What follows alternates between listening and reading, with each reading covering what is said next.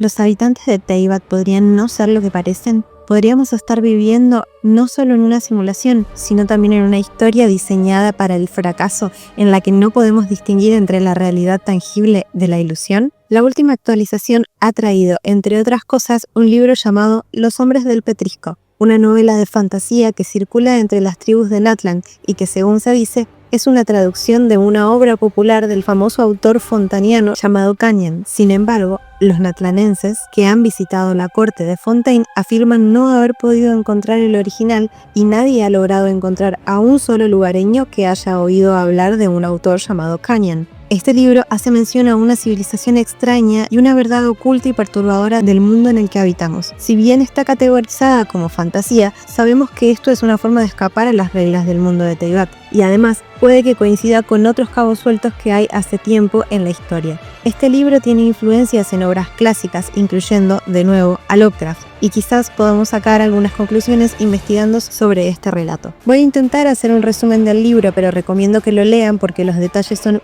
muy impactantes. En esta historia nos encontramos en el tercer milenio después del robo de la llama, en una era de avances sin precedentes. La humanidad ha prosperado gracias al petrisco, un fluido dorado descubierto hace siglos por los gurúes tecnológicos en las ruinas de Natlantia, un antiguo asentamiento subterráneo. El petrisco ha impulsado el progreso revolucionando la agricultura, el transporte y la infraestructura. Sin embargo, su monopolio ha generado tensiones crecientes entre ciudades, con la guerra como una amenaza constante. Actualmente, en medio de la Feria Continental, un evento que celebra el progreso tecnológico, el protagonista, un detective, está inquieto. Hace unas semanas, un grupo de rebeldes llamado los Mensajeros de los Ignorantes destruyó un centro de transferencia de petrisco en Sat, proclamando que esta fuente de energía es un don demoníaco y que la tecnocracia está destruyendo el mundo. El gobernante de Tzat acusó a ciudadanos de la metrópolis de estar detrás del atentado, lo que elevó las tensiones referentes a la guerra. Para evitar el conflicto, las autoridades metropolitanas solicitaron la intervención del Consejo de Gurúes Tecnológicos, que han enviado al protagonista a investigar. En la feria, el detective se encuentra con Akra, un agente del Consejo, y juntos comienzan su búsqueda de la verdad. Después de días de investigación, el detective y su compañero finalmente localizan a los insurrectos ignorantes, escondidos en una iglesia abandonada bajo un puente. Todo indica que son solo un grupo de luditas rezagados y no parte de una conspiración mayor. Sin embargo, se necesitan pruebas para presentarlas ante el Consejo de Gurúes, por lo que los investigadores deciden vigilar la iglesia durante 3 semanas antes de infiltrarse. Cuando finalmente logran entrar, el detective explora un oscuro pasillo del edificio y descubre extraños tanques de metal, cada uno etiquetados con la palabra ignorancia. Mientras examina a uno de ellos, una presencia helada lo agarra por los hombros. Un hombre ciego y deforme que repite frenéticamente la pregunta ¿lo viste? ¿Lo viste? En su pánico, el detective patea a uno de los tanques, liberando un hedor penetrante antiséptico. Al ver a su atacante, se da cuenta de que su rostro es humano, pero grotescamente retorcido y sin ojos. Entendiendo que el hombre no puede verlo, el detective huye a través del pasillo oscuro, escuchando a Akra afuera. Aunque la misión no salió como esperaban, logró llevarse uno de los extraños tanques. Justo cuando el detective se recompone, una figura monstruosa aparece ante él en el lugar de Akra. Una mezcla entre un esqueleto y una máquina con ojos huecos que lo perforan con la mirada mientras su voz fría dice: ¿lo viste? ¿No es así? ¿Al ignorante? El detective se encuentra frente a una monstruosidad colosal con la cabeza desproporcionada y extremidades conectadas por hilos. Esta criatura, que alguna vez consideró su compañero Akra, le revela que lo que él y su gente llaman humanos ya no existen, salvo por un último espécimen conservado en un tanque. En realidad, los habitantes de la superficie son una especie diseñada por los antiguos humanos, con funciones biológicas cuidadosamente programadas para limpiar el planeta de la contaminación dejada tras su última guerra. Para garantizar que nunca percibieran la existencia de sus creadores, se les dotó de una glándula que segrega niebla de la razón, impidiéndoles ver la verdad y la realidad tal cual es.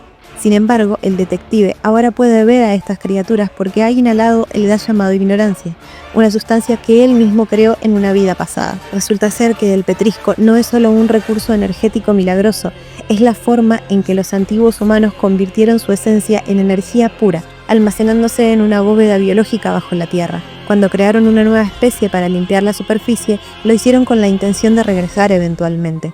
La guerra que se avecina es seguramente el último paso de su plan. Una vez que la civilización de la superficie colapse, ellos resurgirán y reclamarán su mundo. Finalmente, el detective llega a la última sala de la bóveda, donde descubre los registros de los no iluminados, los pocos que en el pasado se negaron a fusionar su conciencia en un todo colectivo y decidieron vivir encarnaciones sucesivas en la superficie. Se da cuenta de que él mismo es el líder de estos disidentes, alguien que ha vivido incontables vidas luchando por la individualidad y la libertad. Los recuerdos de innumerables generaciones de poetas, sabios y guerreros pasan por su mente, todos convergiendo en la imagen de una figura gigantesca que proyecta su sombra sobre los exiliados. Aunque no recuerda sus palabras, siente un anhelo profundo.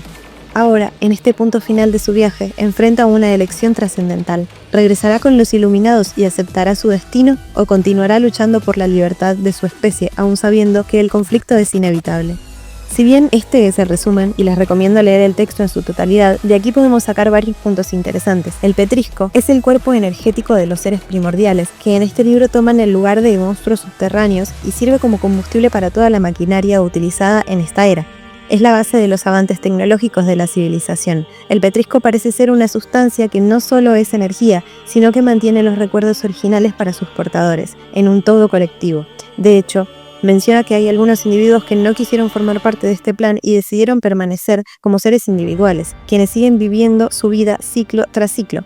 El petrisco se describe como un líquido dorado capaz de dar energía a máquinas increíbles que aumentan potencialmente la productividad de la civilización. Si revisamos un poco en los archivos de enemigos, podemos ver que hemos visto máquinas que parecen tener circuitos por los que fluye un líquido amarillento. Los autómatas Fuente Enigma, cuya descripción dicta que eran utilizados por maestros de antiguas ruinas que podrían construir una ciudad colosal más allá de nuestra imaginación, incluso en entornos extremos, como en las profundidades de un volcán. Casualmente, en la próxima actualización tendremos un nuevo mapa en donde desbloquearemos un gran volcán. Y hay rumores de que, cuidado si no te gustan los leaks, hay una ciudad subterránea gigante en esta zona. ¿Será que tendremos más información sobre los hombres del petrisco? Otro punto interesante son los humanos originales, cuyo último espécimen está en el tanque que el monstruo señala. El libro no da demasiados detalles, pero por cómo está escrito pareciera que es igual a aquel que nos encontramos, aunque evidentemente el que encontramos está intervenido tecnológicamente. Algo sucedió en el pasado que resultó en que estos no pudiesen habitar la superficie, ya que el ambiente se volvió tóxico para ellos. Por eso crearon a los humanos artificiales que nosotros conocemos. Su ciclo de vida y el deterioro de esta civilización artificial daría vida al entorno necesario de los humanos originales. En el libro se menciona la psicohistoria. La psicohistoria es una ciencia ficticia creada por Isaac Asimov en su saga de la Fundación, que combina matemáticas avanzadas, estadística y sociología para predecir el comportamiento de grandes grupos humanos en el futuro. A partir de esto, se podría diseñar el futuro. El mismo ser, al cual de ahora en más llamaremos el Iluminado, dice que la incansable búsqueda de conocimiento, la avaricia y el deseo de victoria conducirán a los humanos artificiales a un final inevitable, dejando claro que toda la historia de la civilización es el resultado del plan de su especie, y tanto la tecnología como sus incontables inventos son, en realidad, obras suyas. Han estado siempre entre nosotros moviendo hilos y jamás fueron vistos. Además, nos dan un dato súper importante que podemos conectar con otra cosa que ya hemos mencionado en este canal. Esta especie ancestral, que repito, creó a los humanos artificiales que conocemos, agregó una glándula en sus cerebros que segrega una sustancia llamada bruma de la razón, que no les permite ver la realidad tal cual es. Cuando leí esto, enseguida recordé a las creaciones de Oro. Esto ya lo he mencionado en otros videos, pero sabemos lo que le ha sucedido a Durin, Elinas y las Melusinas. Ellos ven el mundo y la realidad de una forma muy distinta. Elinas solía disfrutar explorando el mundo inicialmente sin darse cuenta de que su felicidad traía sufrimiento a los demás. Durin, por ejemplo, tenía un corazón amable y soñaba con hacerse amigo de la gente de Monsant, pero no era consciente de que sus acciones eran sumamente destructivas. También estos antiguos humanos parecen haber tenido características reptilianas, por lo mencionado en el libro. No es la primera vez que nos encontramos con la idea de civilizaciones antiguas con rasgos humanoides y reptilianos al mismo tiempo. Por la misión de Ochkanatlan sabemos que los dragones lucían así, mientras que en Enkanomiya, Enshow también nos menciona la existencia de una especie con estas características, como pareciera ser la princesa enmascarada a la que ayudamos en aquella misión, Sumi. Por su parte, las Melusinas perciben las cosas de otra forma, como cuando en la misión de Canotila ella ve un bosque lleno de flores y perritos juguetones y nosotros vemos las ruinas abisales con cachorros acechadores. Todo esto creo que nos podría llevar a pensar que la teoría de que nosotros no vemos la realidad tal cual es, quizás tiene un poco más de fundamento del que creíamos en un principio. Aunque lo que aún no tiene sentido es la perspectiva del viajero, porque nosotros no somos de este mundo. o sea que no compartimos teóricamente nada con los habitantes de Teyvat. ¿Por qué compartiríamos su perspectiva? Aunque también tenemos que tener en cuenta que Lumin nos ha dicho en varias ocasiones que nosotros no vemos la realidad de este mundo. Por otro lado, tenemos a los humanos artificiales, los habitantes de la superficie, a los que nosotros conocemos. Estos fueron teóricamente creados por la especie de El Iluminado, porque luego de una gran guerra, el mundo se vio contaminado por una sustancia sumamente tóxica para ellos, viéndose obligados a retirarse a bóvedas en bases subterráneas y creando a los humanos artificiales con la esperanza de que, con el Petriscore, ellos encontrasen una manera de purificar el mundo para que los habitantes originales pudiesen repoblarlo. Pero cuando los humanos artificiales descubrieron el Petriscore, lo utilizaron para avanzar su propia civilización, siendo entonces su destrucción la única esperanza para los habitantes originales. Aunque este es el final inevitable diseñado y profetizado por la psicohistoria de la que hablamos antes. ¿Será entonces la civilización que conocemos perteneciente a estos humanos artificiales? ¿Será la psicohistoria o la historia diseñada el destino del que tanto hablan en toda la historia de Genshin? Así cobraría sentido el hecho de que solo los descendidos podamos cambiar de alguna forma el destino, ya que al ser externos al diseño de estos seres, no estamos inscriptos en sus planes. Esto lo expliqué mejor en el video donde explico cómo funciona el tiempo en Genshin, pero voy a hacer un mini resumen para que se entienda cómo funciona en este caso. Pero recomiendo que vean el video que les dejo en la tarjeta porque la explicación allí es mucho más extensa y contextual. Teniendo en cuenta que este libro vuelve a reafirmar la existencia de ciclos en el mundo, podemos categorizar esto como correspondiente a un ciclo de eterno retorno. Esto es una concepción filosófica del tiempo que postula que el mundo se extingue para volver a crearse eternamente. Bajo esta idea, el universo retorna a su origen y una vez destruido, se reconstruye para que los mismos actos se repitan una y otra vez. En épocas antiguas, se consideraba como la mecánica del cosmos. Este era el sistema solar de los mecanicistas, en donde el universo era como un reloj que se repetía constantemente. Aunque para esto no tuvieron en cuenta que hay movimientos de cuerpos cuya perpetuidad no están garantizadas. Por ejemplo, el Sol, el centro dinámico de nuestro sistema solar, que está sujeto a una inevitable decadencia, por lo que la idea de una maquinaria perpetua y estable era imposible. Para que sea esto posible, el mundo debería existir en un universo cerrado, de volumen finito, cosa que en nuestro mundo es imposible, pero que en un universo aislado quizás no lo sea.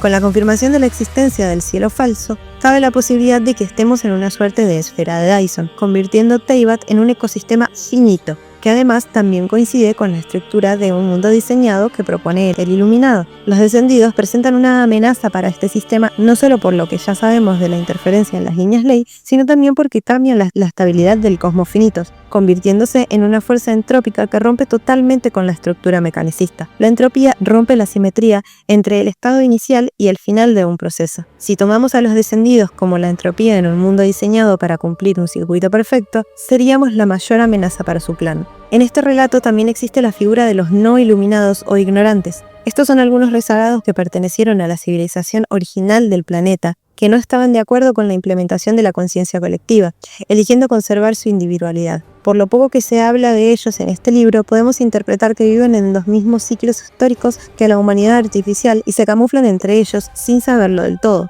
Esto lo sabemos porque el detective protagonista de la historia, que según entendemos es el líder de los ignorantes, al inhalar el gas de la ignorancia, la bruma de la razón se disipa y recuerda no solo quién es, sino también que puede ver la realidad. Pareciera que en realidad ellos reencarnan en humanos artificiales sin ser del todo conscientes de quiénes son, hasta que logran de alguna forma despertar de la matriz en la que se ven inscriptos. De hecho, el mismo detective recuerda su rol cuando el gas de la ignorancia hace efecto en él, no solo pudiendo ver la verdadera forma de su ayudante Acra, sino también recordando que este no es su primer ciclo ni vida, y que en otro ciclo fue él mismo el que creó el gas que ahora había inhalado. Por otro lado, este relato habla de la antigua civilización Natlantia. Este nombre ya lo hemos escuchado, y es parte de los escritos dejados por la Orden de Cruz Narciso. Recordemos que ellos también investigaban y decían haber descubierto que Teyvat estaba sometido a un ciclo de reinicios, y en el cual habían clasificado distintos puntos históricos para definir en qué etapa del ciclo se encontraban, siendo la Natlantia la segunda, o sea, una de las más antiguas. Esto también lo explico en el video de la teoría del tiempo, pero tiene base en la teosofía, que explica el origen de la humanidad a partir de estas razas raíz conocidos como atlantes. Por cuestiones de coincidencia léxica, en Genshin le agregaron la N al inicio del nombre. Estos eran seres muy altos, parecían gigantes, y poseían una cultura tecnológicamente avanzada, pero espiritualmente estaban en decadencia. La portada de este libro es una referencia directa a la película Metrópolis, de Fritz Lang, lanzada en 1927. Es interesante la elección porque si bien la ambientación metropolitana coincide perfectamente con la que se describe en el relato, sino también porque narra la historia de una sociedad dividida entre gobernantes codiciosos y trabajadores que viven en guetos subterráneos, produciendo sin poder salir a la superficie para que los de arriba puedan vivir con comodidades, hasta que llega la figura conciliadora de María, una mujer de origen humilde, que defiende la causa de los trabajadores apelando al pacifismo y a esperar por una figura de un mediador, para que ambas partes puedan llegar a un acuerdo. Pero en el argumento, esta mujer es suplantada por un robot que incentiva a los trabajadores a una revuelta violenta, lo que resulta en que los trabajadores rompan la máquina corazón, la cual generaba la energía para toda la ciudad. Además, como dato curioso, esta película está catalogada como uno de los pocos filmes que pertenecen a las memorias del mundo. Esta es una iniciativa internacional propulsada y coordinada por la UNESCO desde 1992 con el fin de procurar la preservación y el acceso del patrimonio histórico documental de mayor relevancia para los pueblos del mundo. Digamos que en caso de la destrucción de la civilización tal cual la conocemos, todos los documentos incluidos en esta iniciativa serían aquellos que se mantengan como esencia e historia necesaria para comprender lo que fue la humanidad. Antes de comenzar con el último punto a analizar y para mí el más interesante, quiero agradecer a Olmedo Horror Books, quien es un experto en la literatura Lovecraftiana y me ayudó con la información necesaria para este video. Les dejo el canal en la descripción para que vean sus videos, ya que tienen un material increíble. Como última observación, hay otros dos puntos que llamaron mucho mi atención, y es el nombre de la ciudad capital de esta región y el nombre del autor. El autor es llamado Caenian, y si bien la descripción dice que este era oriundo de Fontaine, claramente no suena como un nombre francés a los que estamos acostumbrados, y además nadie de allí conoce a un autor con ese nombre ni hay registros de su existencia, y quizás sea porque este no es un autor, sino una raza perteneciente al universo Lovecraftiano. Estos son seres inteligentes de porte aristocrático, se cree que descienden de los antiguos colonos de América del Norte y del Sur, habiéndose trasladado a Caenian tras el hundimiento de la Atlántida. Y ya nombramos cuál es el rol de los atlantes anteriormente. Caenian es un reino subterráneo iluminado por una fantasmal luz azul, y su capital es llamada Sat. Sí, exactamente como la capital de la metrópolis del libro. En el libro de El Túmulo se describe esta región no solo como una ciudad, sino como varias ciudades sumergidas en lo profundo de la tierra, más específicamente en el abismo. Estos seres tienen capacidades increíbles como la telepatía y la capacidad de materializar y desmaterializar cosas, aunque todo esto no es magia, sino una avanzadísima tecnología. Por esto mismo, se han liberado hasta de la muerte natural, aunque no son inmunes a caer por efectos de la violencia. En la literatura, los caenianos tienen sus necesidades cubiertas totalmente, ya que todo el trabajo lo cubren maquinarias que crearon y también crearon a sus propios esclavos. Los caenianos tenían una regla muy particular. Recibían a todos aquellos que los visitaban desde la superficie de forma muy hospitalaria y amable, porque saciaban su curiosidad, pero aquellos que llegaban no podían irse jamás. Si bien el paralelismo con los hombres del Petrisco es evidente, yo creo que para esta altura de mi relato varios ya se habrán dado cuenta en la similitud fonética que existe entre caenianos y caenrianos, como al mismo tiempo podemos encontrar similitudes entre las ciudades subterráneas bañadas por una fantasmal luz azul. Sabemos que Caenria es una ciudad subterránea, como también lo es, según el libro, Sat, pero no tenemos material visual de ninguna de ellas como para saber lo de la luz fantasmal. Pero ¿saben qué ciudad subterránea cubierta por una luz fantasmal azulada sí conocemos? Exacto, en Canomish. Otro detalle que me resulta interesante es el hecho de que los humanos originales que participaron en la creación del Petrisco sean llamados iluminados, y son aquellos que pueden ver la realidad tal cual es, y al mismo tiempo existe Lumin, cuyo nombre significa iluminar, mientras que nos ha recordado varias veces que no sabemos la realidad de este mundo. ¿Será que estamos tratando con los habitantes originales del mundo del abismo? Sabemos que en Teyvat existe el mundo de la luz, el mundo de los humanos y el mundo del vacío, también conocido como el abismo, que existe bajo Teyvat. En este libro entendemos que los humanos originales tuvieron que esconderse en bóvedas subterráneas porque después de una gran guerra, la superficie se volvió inhabitable para ellos. En Teyvat sabemos que cuando el soberano primordial descendió a este mundo, derrotó a los 7 soberanos del mundo de la luz y subyugó tanto a la naturaleza como al mundo de la luz, y al mismo tiempo sabemos que desde el principio el mundo de la luz y el mundo del abismo han sido diametralmente opuestos. La exposición prolongada al abismo puede cambiar drásticamente la personalidad de una persona o corromper todo su ser, mientras que los seres del abismo se ven rápidamente derrotados por los poderes elementales derivados del mundo de la luz. ¿Será este el entorno tóxico al que se refiere el iluminado en el libro? Los originales no pueden vivir en la superficie porque existen los poderes elementales, mientras que los humanos artificiales se corromperían fácilmente con la influencia del abismo. Podrían seguir hablando de las similitudes y las coincidencias durante mucho tiempo más. Creo que el hecho de que los jaerrianos que abandonan su ciudad son maldecidos resuena con el hermetismo de Caenian, como también la posible relación que existe entre el conocimiento prohibido y los ignorantes. Pero creo que ya divagué muchísimo por el día de hoy. Con este análisis no estoy queriendo asegurar que lo que dice este libro sea totalmente real, pero ya sabemos que el recurso de las alegorías y paralelismos es algo que Genshin se toma muy en serio a la hora de dejarnos pistas sobre la construcción de su mundo. Y teniendo en cuenta que en la próxima actualización tendremos probablemente un enorme terreno subterráneo que ha sido comparado con el estilo que vimos en Enkanomiya, el hecho de que este libro haya salido ahora parece demasiado casual. Sabemos que la historia que conocemos solo es una perspectiva de lo que realmente sucedió, pero ¿podría el otro lado de la moneda ser tan distinto a lo que en realidad queremos saber? Me gustaría saber qué opiniones o teoría tienen ustedes al respecto. ¿Creen que el Petrisco podría ser el Flojisto? En cuanto a los ignorantes, ¿podrían haberse mezclado entre los humanos y estar ayudándoles de alguna manera? ¿Cómo crees que se relaciona el usurpador con todo este hilo? ¿Hay alguna otra referencia, paralelismo o detalle que crees que me pasé por alto? Te leo en los comentarios. Espero que toda esta información te haya servido para crear tus propias explicaciones o nuevas vías de posibilidades. Te recuerdo que si querés compartir tus teorías de forma más extensa, podés unirte al Discord, donde hay una comunidad súper amigable y amante de las teorías. Te dejo el link con la invitación en la descripción. No te olvides de darle like, suscribirte y compartir el video si te gusta. En fin, muchas gracias por llegar hasta el final y nos vemos en el próximo video.